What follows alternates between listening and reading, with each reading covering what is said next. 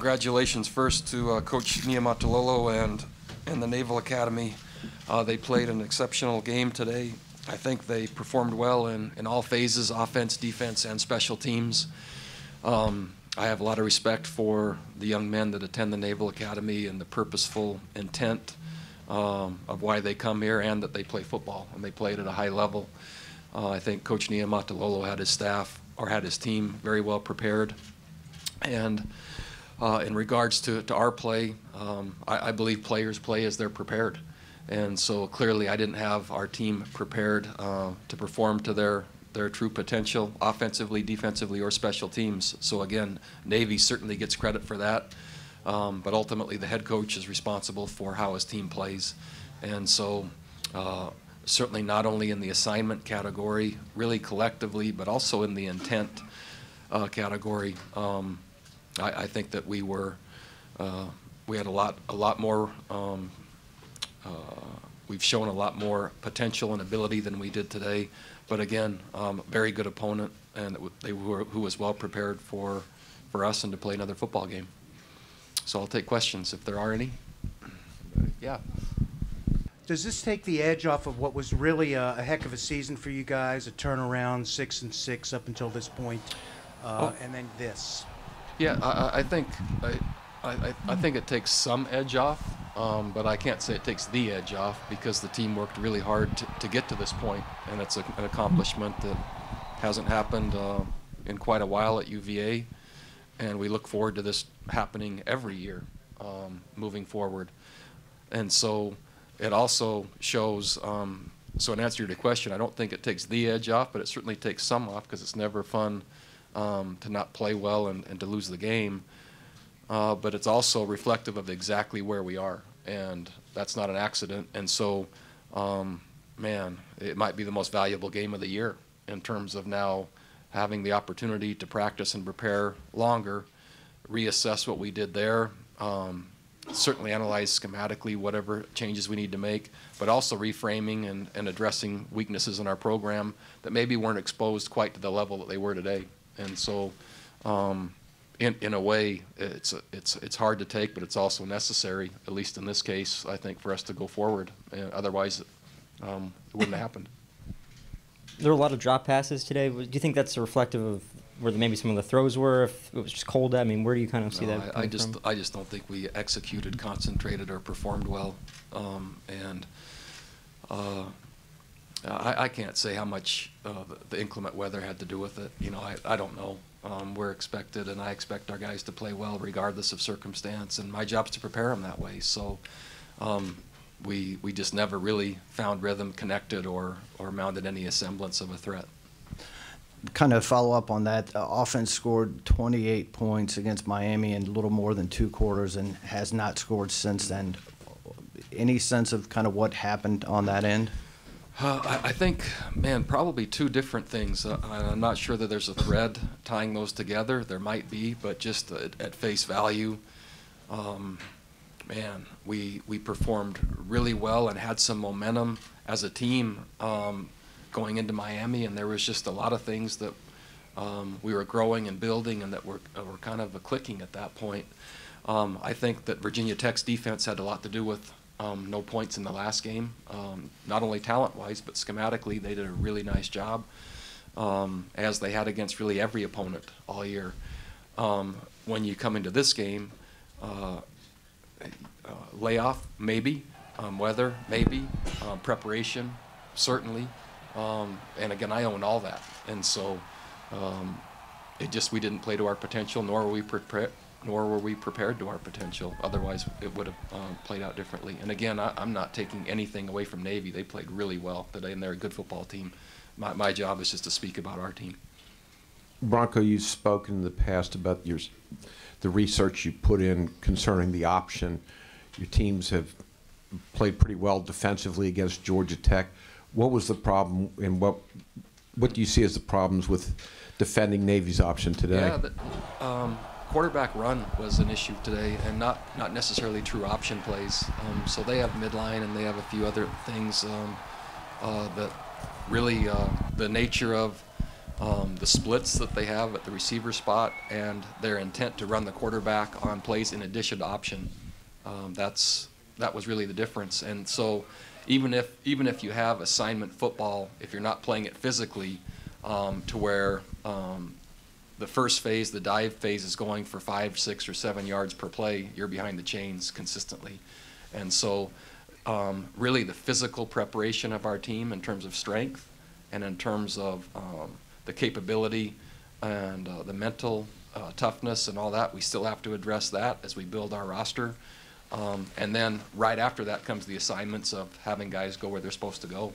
And so I didn't have them prepared well enough to play assignment football, nor for their mindset to be what it needed to be. And also Navy was more physical than us, really from beginning to end, both sides. Coach, over here, is this sort of 2 seasons in one? You started 5-1 and finished 1-6. What goes through your mind about what happened this year and what you do as you get ready for next year? Yeah, I think quality of opponent has a lot to do with it. Depth on our roster has a lot to do with it. And so as we play better and better teams with fewer and fewer players, it's just kind of exactly where our program is. And I'd love to give you more information than that. It's just exactly where we are. More quality back to back to back to back, with more wear and tear back to back to back to back.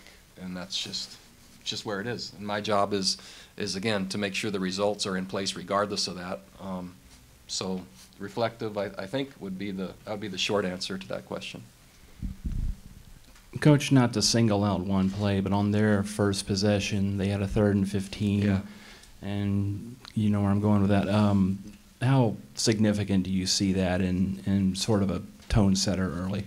I think it was a tone setter, but I'm not saying, and I don't think either team would say that determined outcome, but it certainly set the tone early on in the game, but probably no more so than a kickoff for a touchdown, kickoff return for a touchdown. So they were 2 plays early in the game that ended up canceling out, and then the real game kind of started. Bronco, you guys have struggled to run the ball all year. Did you think you'd be able to run better today? And when they made you one-dimensional, is that just why Kurt struggled, do you think? I'm not sure. I would say that we've had strong success throwing the ball, and so and the Naval Academy has struggled defending the pass, at least statistically, and so we believe that matchup would be in our favor. But we didn't throw, catch, or just execute in protection as well, and the run game hasn't been consistent enough all year for us to rely or count on that.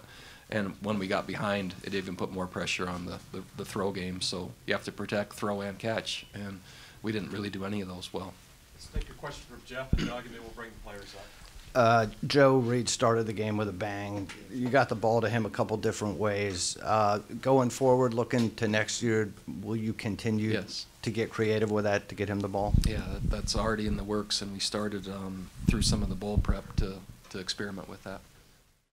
We're up in the press box. You can't really tell what the weather's like. It looked like it was pretty windy at the start of the game. Just talk about the conditions and if that was a factor for you.